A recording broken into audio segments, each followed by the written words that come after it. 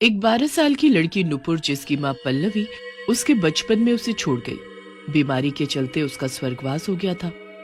नुपुर को पढ़ने लिखने का बहुत शौक था और वो बड़े होकर एक बहुत बड़ी ऑफिसर बनना चाहती थी। पर घर की चिक-चिक और शोर शराबे की वजह से वो ठीक से पढ़ नहीं पाती थी, क्योंकि उसकी दोनों चाचियां लता और कुसुम हमेशा लड़ते झगड़ते रहते थे। दीदी के जाने के बाद ये हिस्सा मेरी तरफ वो आधा हिस्सा तुम्हारी तरफ आता है। फिर तुम रोज क्यों अपने कपड़े मेरे हिस्से में सुखा देती हो? इन्हें अभी के अभी यहाँ से हटाओ। और अगर नहीं हटाए तो क्या उखाड़ लोगी तुम मेरा? ये जगह तुम नाप कर नहीं बैठी हो जो बोल रही हो कि ये मेरी जगह है। तुम एक तो मुझसे छोटी हो और ऊपर से बहस कर रही हो मुझसे। देखो, ये मुझे बिल्कुल भी पसंद नहीं। मैं तुम्हारे मुंह नहीं लगना चाहती, इसलिए चुपचाप कहना मानो और कपड़े हटाओ जल्दी। मुझे भी अपने कपड़े सुखाने हैं। कमरे में बैठकर नुपुर अपनी पढ़ाई कर रही थी, पर दोनों चाचियों की लड़ाई के कारण वो पढ़ नहीं पा रही थी। ये दोनों फिर शुरू हो गई। अब मैं कहाँ जाऊं और कहाँ पढ़ूं? कुछ ही दिनों में मेरी परीक्षा भी शुरू है, पर इस घर की चिक-चिक में मैं बिल्कुल भी नहीं पढ़ पा रही। ऐसे कैसे मैं ऑफिसर बनूंगी? पिताजी को बोलूंगी तो वो मुझे हॉस्टल भेज देंगे, और मैं हॉस्टल नहीं जाना चाहती, इसलिए चुपचाप ही रहना सही होगा। अभी बहुत भूख लगी है, जाकर खाना खा लेती हूँ।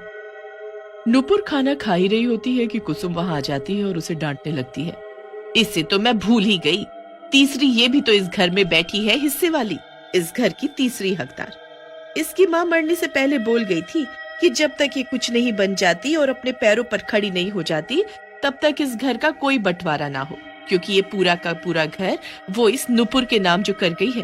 अरे हम भी तो इस घर में ही रहते हैं, फिर हमारे नाम क्यों नहीं किया? हम पर भरोसा नहीं था क्या उन्हें? अरे आगे जाकर इसका भी क्या भरोसा, ये हमारा हिस्सा देगी भी कि नहीं। चाची, तुम्हें जो बोलना है मुझे बोलो, पर मेरी माँ को कुछ मत बोलना।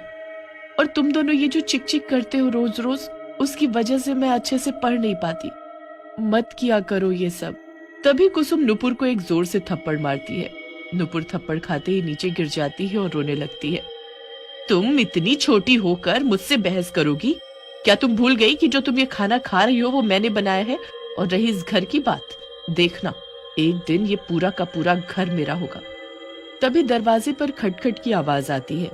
कौन है? क्या चाहिए? दरवाजे पर एक औरत खड़ी थी। मैं शशि हूँ और मुझे अंकुर जी ने भेजा है किसी नुपुर को ट्यूशन पढ़ाने के लिए। क्या मैं अंदर आ सकती हूँ? ट्यूशन का नाम सुनते ही नुपुर उठ खड़ी होती है और खुश हो जाती है। क्या सच में तुम्हें मेरे पिताजी ने भेजा है मुझे पढ़ाने के लिए? मुझे तो लगता था जैसे उन्हें मेरी पढ़ाई से कोई लेना देना ही नहीं। वो तो बस मुझे हॉस्टल भेजने की सोचते रहते हैं। पर अब तुम आ गई हो तो मैं खूब मन लगाकर पढ़ूंगी। नुपुर शशि को अपने कमरे में ले जाती है। अब मैं ट्यूशन पढ़ूंगी तो जरूर एक दिन ऑफिसर बन जाऊंगी। मैं बहुत मन लगाकर पढ़ूंगी अब। क्या तुम्हें पढ़ना इतना पसंद है? हाँ, मुझे पढ़ना बहुत पसंद है और मुझे अपनी माँ का सपना भी पूरा करना है। पिताजी ने बताया था कि जब मैं बहुत छोटी थी तब माँ यही चाहती थी कि मैं बड़ी होकर ऑफिसर बनूं। इसका मतलब तुम्हारी माँ इस दुनिया में नहीं है?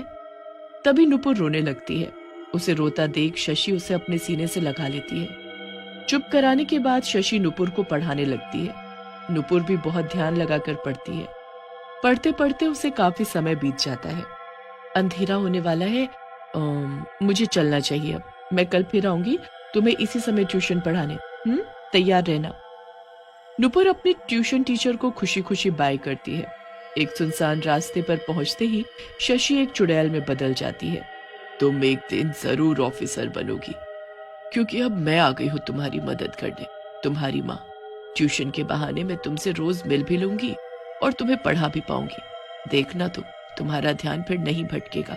मरने के बाद भी माँ की ममता उसे चुड़ैल के रूप में अपनी बेटी के पास खींची लाई, ताकि वो अपनी मंजिल तक पहुंच जाए। उसकी माँ उसका साथ देने एक ट्यूशन टीचर के रूप में आई थी। वहाँ लता, एक दिन तो ये बड़ी हो जाएगी और समझदार भी, फिर ये इस घर का बंटवारा नहीं होने देगी। क्या पता ये लड़की हमें घर से ही निकाल फेंके। तभी कुसुम भी वहां आ जाती है। तुमने सही कहा, ये हमें हमारा हिस्सा नहीं देगी। फिर मैं तो कहती हूँ इस लड़की को हम रास्ते से क्यों नहीं हटा देते। उसके बाद ये घर आधा तुम्हारा और आधा मेरा। पर ये होगा कैसे? भाई साहब तो घर में रहते नहीं, वो तो पूरा दिन ऑफिस में ही रहते हैं। उसके बाद ये लड़की घर में बिल्कुल अकेली होती है। बस फिर क्या है, सीढ़ी से धक्का दे देंगे, मर जाएगी अपने आप, और सभी को ये लगेगा कि सीढ़ी से पैर फिसलने से गिरी है। कुसुम और लता यहाँ एक होकर नुपुर को अपने रास्ते से हटाने की सोच रहे थे। वहां समय से नुपुर की ट्यूशन टीचर उसे पढ़ाने आ पहुंचती है। नुपुर बैठकर पढ़ ही रही होती है कि कुसुम छत से उसे आवाज देने लगती है। नुपुर, ओ नुपुर बेटा, जरा थोड़ी देर के लिए छत पर आओगी, कुछ काम है। चाची मुझे बुला रही है। टीचर जी, मैं बस अभी आई। नुपुर के जाते ही शशि चुड़ैल रूप में आ जाती है। मुझे किसी अनहोनी की गंध आ रही है। कहीं मेरी बेटी के साथ तो कुछ नहीं, मुझे उसके पास जाना होगा। वहां छत पर पहुंचते ही कुसुम नुपुर को सीढ़ी से धक्का दे देती है। तभी शशि साधारण बनकर वहां आ जाती है और नुपुर को अपनी गोद में पकड़ लेती है। ये क्या है? तुमने इस बच्ची को सीढ़ी से धक्का दिया, उसे मारने की कोशिश की? तुम कौन होती हो मुझ पर चिल्लाने वाली? हाँ, जिस काम के लिए आई हो ना, उसे करो और निकलो यहाँ से। और हाँ, मैंने इसे कोई धक्का वक्का नहीं दिया, ये खुद ही गिरी है। मुझे सब पता है, ये तुमने जानबूझकर किया। इसका सबक तो मैं तुम्हें सिखा कर ही मानूंगी। नुपुर बेटा, तुम ठीक तो हो ना? कुछ चोट वोट तो नहीं आई तुम्हें? मैं बिल्कुल ठीक हूँ, क्योंकि आपने मुझे बचा लिया। अब हम चले पढ़ने टीचर जी। नुपुर पढ़ते पढ़ते एकदम से रोने लगती है। क्या हुआ नुपुर बेटा, तुम रो क्यों रही हो? सब ठीक है ना? बस कुछ नहीं, माँ की याद आ गई थी, जैसे सबकी माँ। काश मेरी माँ भी होती। वो मुझे बहुत प्यार करती और मुझे लोरी गाकर रोज सुलाया करती। तभी शशि अपने चुड़ैल रूप में आ जाती है। चुड़ैल को देखकर नुपुर एकदम से डरकर पीछे हट जाती है।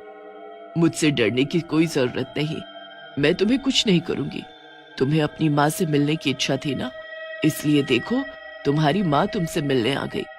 मरने से पहले चुड़ैल जैसे दिखती थी वैसा रूप बदलकर वो नुपुर के सामने खड़ी हो जाती है। सामने दीवार पर टंगी अपनी माँ की तस्वीर में उसकी सूरत मिलाकर नुपुर फौरन उसे पहचान लेती है और दौड़कर अपनी माँ के गले लग जाती है। माँ, तुम कहाँ चली गई थी? मुझे छोड़कर अब कहीं भी नहीं जाना माँ, कभी नहीं जाना। मेरी बात ध्यान से सुनो, ये बात तुम किसी को नहीं बताओगी, अपने पिताजी को भी नहीं, कि मैं यहाँ हूँ। मुझे अब वापस अपने चुड़ैल रूप में आना होगा। नुपुर अपनी माँ से मिलकर बहुत खुश थी। चुड़ैल भी ट्यूशन टीचर बनकर रोज अपनी बेटी से मिलने आने लगी, पर उसे कुसुम और लता की चाल की खबर हो जाती है और फिर वो उन दोनों को सबक सिखाने लगी। कभी धुले कपड़े नीचे गिरा देती और एक दिन तो चुड़ैल ने चुपके से सीढ़ी पर तेल डाल दिया, जिसकी वजह से लता फिसल कर वहां से गिर जाती है।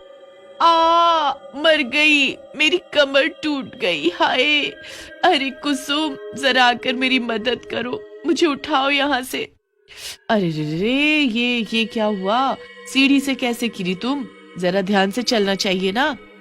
जब से इस ट्यूशन टीचर ने घर में आना शुरू किया है, तब से हमारे साथ कुछ न कुछ अजीब हो ही रहा है। और ये लड़की नुपुर, ये कुछ ज्यादा ही खुश रहती है इसके साथ। अगर हमने नुपुर को ऐसे ही मन लगाकर पढ़ने दिया ना, तो जरूर ये एक दिन बड़ी ऑफिसर बन जाएगी और हमें घर से निकाल फेंकेगी।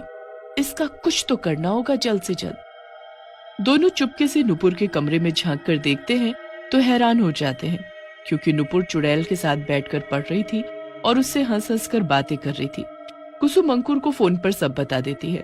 अंकुर भी ये सब सुनकर ऑफिस से दौड़ा आता है और अपनी आंखों से नुपुर को चुड़ैल के सामने बैठा देखता है। ये सब क्या है? नुपुर, इस चुड़ैल से दूर रहो। इतने भोले मत बनो भाई साहब, इस चुड़ैल को आपने ही बुलाया है इस घर में।